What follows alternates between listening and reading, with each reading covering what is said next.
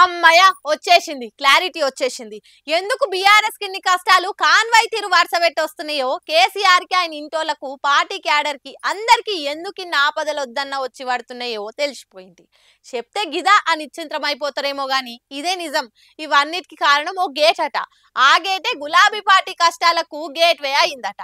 కావాలంటే క్లారిటీగా చూడండి, మీకే సమజైతది. పార్టీ పదవుల లేకుంటవాయే కేసీఆర్ తుంటిరిగి అడ్డం పడి పబ్లిక్ ల పతార దగ్గి లీడర్లు కార్ దిగి కండువాలు మార్చుకోబట్టి స్కామ్ కేసుల కవిత అరెస్ట్ అయ్యే, కేసీఆర్ కు ఫోన్ ట్యాపింగ్ పంచాయతీ మోపాయే, లీడర్ల మీద అవినీతి కేసులాయే, దెబ్బ మీద దెబ్బ. అబ్బా అన్ని ప్రశాంతంగా బాధపడే సందు కూడా లేకుండా బీఆర్ఎస్ కు కేసీఆర్ కు ఎందుకిన్ని తిప్పలు కుప్పలు కుప్పలుగా వచ్చి పడుతున్నాయి అని చాలా రకాలుగా అరుచుకొని కలిసి కట్టుగా కూర్చొని కడక్షాయిలు దాగి మేతో మతనాలు చేసి మొత్తానికి పార్టీ ఆఫీస్ ముంగటున్న గేట్ తోనే వచ్చిన గండమంతా అందేల్చిరట. వాస్తు మారిస్తేనే పార్టీ పరిస్థితుల్లో మస్తు మార్పులు వస్తాయని ఫిక్స్ అయ్యి మెయిన్ రోడ్డు పొంటున్న గేటును పురాగా మూసేసి వెనక పొంటి వాడకుండా బంద్ చేసిన గేటును మళ్ళా మంచిగా చేసే పని ముంగటేసుకున్నారట. ఇన్ని దినాలు వస్తేందుకు పోతందుకు వాయువ్య గేటును వాడుతున్నారు. ఇప్పటి సంది ఈశాన్య గేటును వాడాలని వాస్తు పండితులు మస్తు గట్టిగా చెప్పిరట. అందుకే మేస్త్రీలను పిలిపించి ఆ పనులు చేయిస్తున్నారు.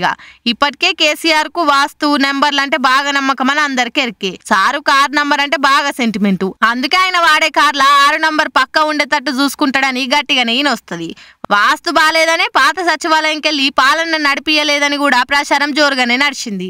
అటెనక కోట్లు పెట్టి కొత్త సచివాలయం కట్టినా అధికారం పోయి అటు దిక్కే పోకుంటాయింది. 6 డైనింగ్ హాల్లు, 6 పార్కులు ఇట్లా అన్నిటికాడ 6 కలిసి వచ్చేటట్టు జోరుగా కట్టించిందని కూడా అంటుంటారు.